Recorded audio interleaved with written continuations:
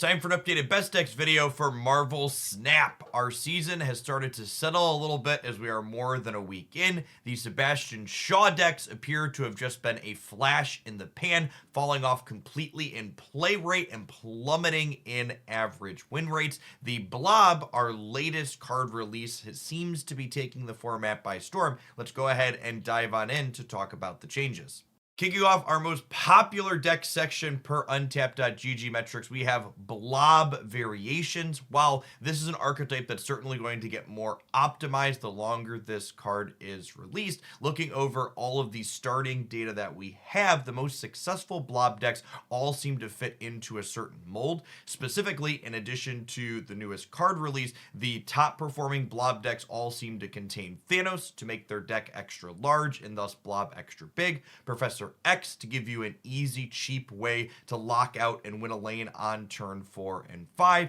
and Alioth as a card that pairs well into opposing blobs, rewarding you when you have priority in the game, whereas Blob is kind of the opposite. It's a card that wants to go second, so that way it can duck opposing tech cards like Shang-Chi or Shadow King. This Professor X win one path, and then this 1/2 6-drop punch with Alioth or Blob makes it very difficult for your opponents to be able to keep up, since it's nearly impossible for them to play around everything that's in your output range. The cheaper options in this deck get fleshed out by Thanos' Infinity Stones, as well as other utility cards like Nico Minaru and Jeff the Baby Landshark, as well as Elsa Bloodstone, who adds some more points to the board, and Psylocke, who gives us an additional way past just Time Stone to accelerate into our expensive threats early. The last couple of details vary quite a bit from Thanos Blob to Thanos Blob, with this particular deck list on screen choosing to play another tech card in Shang-Chi, as well as Blue Marvel and Devil Dinosaur as additional ways to put points onto the board.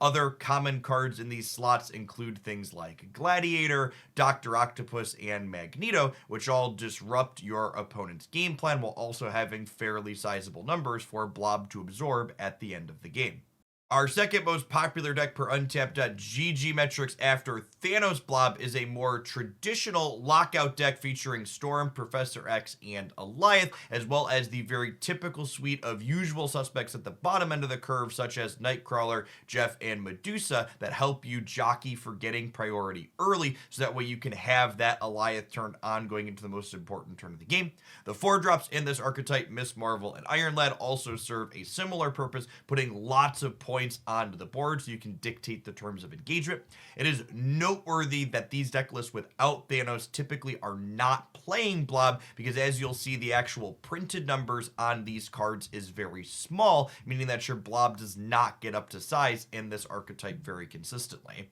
Our third most popular deck per untapped.gg metrics remains Zabu Darkhawk Variations. While the Blob has entered the metagame as the natural predator for this archetype's namesake in Darkhawk, this deck still has a ton of good things going for it. First and foremost, the disruptive package that you play to support Darkhawk of Korg, Black Widow, and Rockslide means that opposing Blob decks do not find their Blob nearly as consistently as they do in other matchups. The other thing is, this deck list has more than just Darkhawk to put numbers into play. The most successful variations of this deck right now are choosing to play the Annihilus Sentry Hood package as other ways to generate big numbers and clutter up your opponent's side of the board, and this build is top-ending the powerful Iron Lad Alioth Doctor Doom set to give you not only disruption, but a way to efficiently spread power across the board that's difficult for your opponent to keep up with and predict. Other popular variations of cards that get paired with this Zabu Darkhawk core include Stature plus Black Bolt, as well as things like Miss Marvel, even occasionally Man Thing as other powerful 4-energy plays that Zabu can reduce. Moving along from the most popular category to our top performing deck list today, we have another Darkhawk variation that's also being paired with Sentry and Annihilus again, but this one, instead of playing Zabu to enable more expensive cards, we have Werewolf by Night as well as Beast to lean into additional cheap on-reveal effects, such as Spider Hand, that lets you really crank that proactive disruption that Darkhawk decks are known for up to an 11. I think this deck list is probably one of the harder ones to play in my roundup today because there's so many important little sequencing decisions, and you got to manage the space that you have on the board to get the most out of your Werewolf by Night. But if you're playing this deck well, I genuinely think it doesn't have any bad matchups thanks to the mix of powerful stats that it puts into play on the back of Werewolf, Darkhawk, and Sentry in tandem with all of the disruptive elements that it brings to the board. Our next top performing deck is another lockout variation, and that is Galactus Lockout. While this deck list can utilize its namesake to have a traditional Galactus draw of Electro into Hobgoblin, hop across the board, into Galactus, blow away the board, into Alioth, blow away your opponent's final play, it's important to note that this deck is good because it's not just a one-trick pony. This deck list can also just be a traditional lockout deck where you shut down one lane on turn 4 or 5 with Professor X, and then ultimately you end up winning a second, either on the back of Alioth alongside Miss Marvel, or by simply slamming down a 16-point Orca who gets boosted up to 21 with our previous season pass card. Our final top performing deck list today is, you guessed it, another Professor X Alioth lockout deck. This one is at least doing something a little bit novel, and it's got Debris alongside Sentry, Hood, and Annihilus to like directly clutter the opponent's board in addition to